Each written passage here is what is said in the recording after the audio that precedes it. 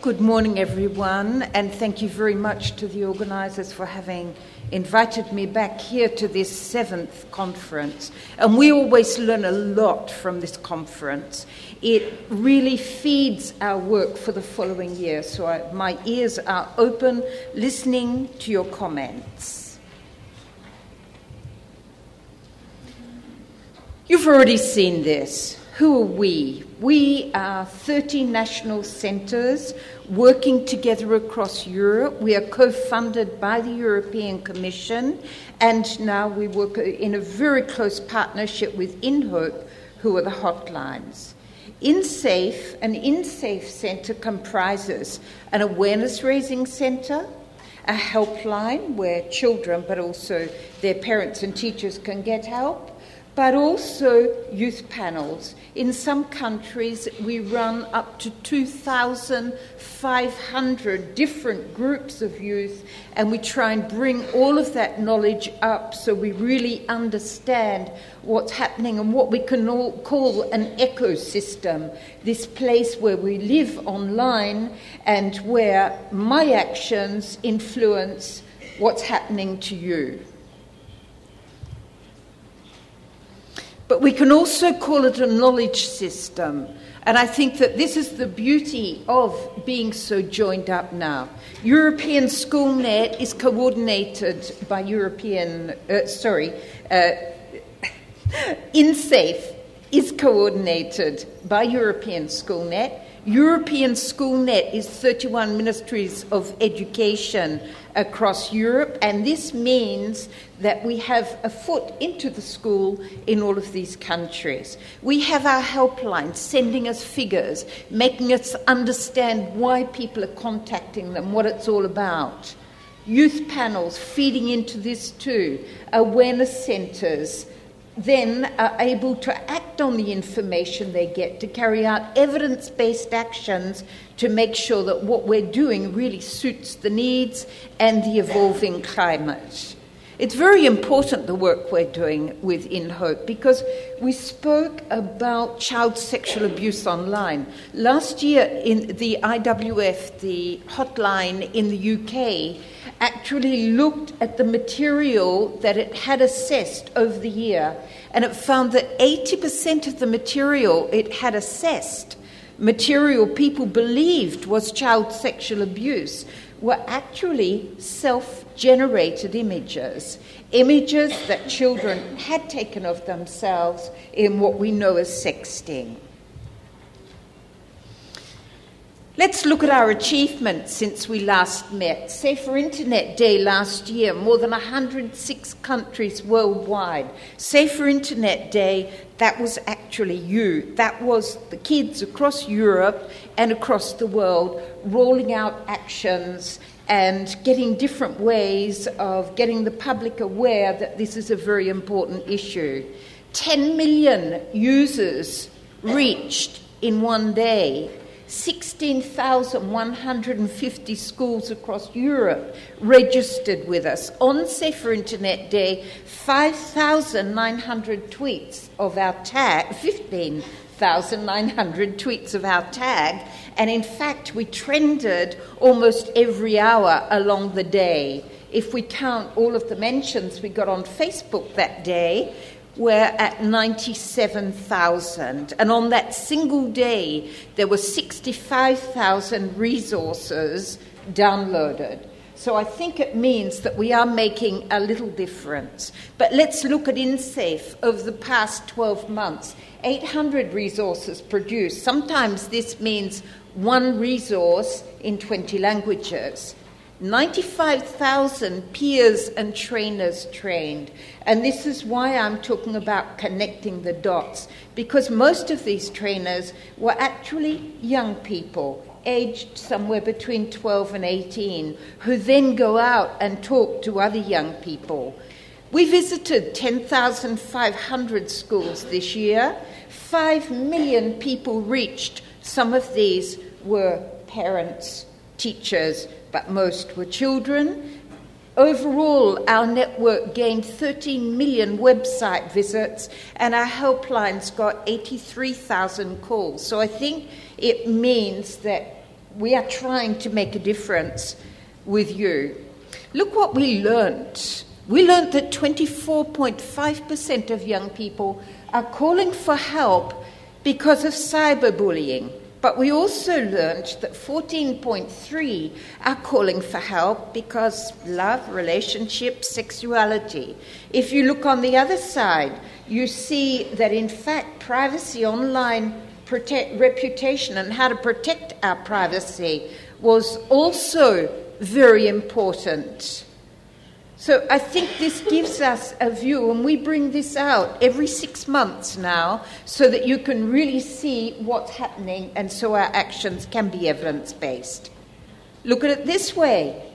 We can see, for example, that Ireland is having a real problem with cyberbullying. Now, what's interesting is that the UK used to have a very great problem, but the colours got lighter now. And so this shows us maybe something's working in the UK. It shows us the countries that we need to go to get the information to see if we can really find new solutions. Love, relationships, sexuality, we did the same. And, of course, I will make available these slides if you wish to have them. Privacy abuse, we see that it's particularly important in some countries where Ireland really isn't very bothered about this, and harmful content also. So what do we know about what's emerging? Well, first of all, I think there's really no excuse. Parents can no longer say, I don't understand the technology, I need my kids to teach me. Because what are you going to do when we move from Wi-Fi to Li-Fi? That is, that we get our connection through our lamps. What are you going to do when Google Glasses become much more important? Just this week, I saw some developments about a watch that will let you access internet, send email, and we already know with a smartphone, kids have got it there, they've got it under the pillow, they've got it there 24 hours a day. It is very difficult to get filters to block when it's so pervasive. And it's all about behaviour. It's not really about the technology. So this is what we have to focus on. What is literacy nowadays? Because literacy was meant to have the tools that permitted us to function as active citizens in society. How should we extend it now? Social media. Do we think that kids just know their way around these very powerful tools? You know, in the Apollo 11, which landed on the moon, there was less technology than there is in your average smartphone. There were really highly trained scientists working with Apollo 11. We're leaving these in our hands of our children. We have to help them and talk about behaviour. We conducted a project called SMILE, Social Media in Learning and Education this year, and we have just been shortlisted for the European Diversity Awards for the reach and depth of this project. And I think the important thing that we learned from this was kids want to learn how to use social media from their teachers, from their parents, and that way they think that they can do a whole lot more with it. The other thing we've learned is that universities are using these tools anyway, and so we're really depriving our children of opportunities if they don't learn it in school. We know that innovative teachers are being held back quite often by the system. So next year we are going to focus on heads of school, how to get them to really understand what's going on and to make their schools the innovative businesses that they need to be. It's a shared responsibility. We already learnt that from other people. Not only interoperability, but also shared responsibility. The CEO Coalition has been really great for a number of reasons. We no longer go to industry and say, can you give me money? I want to do this. We go to industry and we say, what are you developing now? Can we talk about it? Well, can we talk about some tools that will really help us to guide young people, and then we say, okay, young people, we've had a talk about this and we're about to develop a tool. Come and join us for a day or 2 days, and let's work out together what tools you need. We also know from young people that they consider that they share a culture and they want to share tools. They want to know that a lot of tools that they're using are those used by other kids across Europe. And this means also the resources that we're creating for them.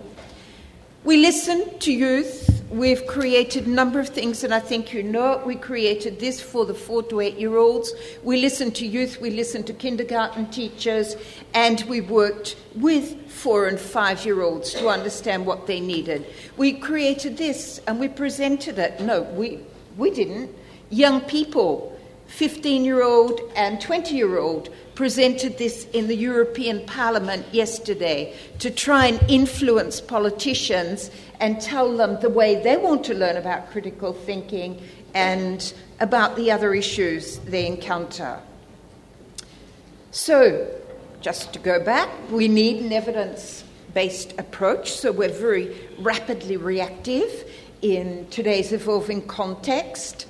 We need to offer schools self-assessment tools so that they can understand the issues that they're facing in terms of policy, because we can no longer ignore what's happening outside the school. It's having huge impact in the school. In terms of infrastructure, how many schools do I know that maintain the very private information about a child from psychologists and teachers on exactly the same server, within the same network as they allow children to communicate? Literacy, I spoke about it. Public-private partnerships, we really need to move forward in that direction, and we need to create positive content. And this is what young people tell us all the time.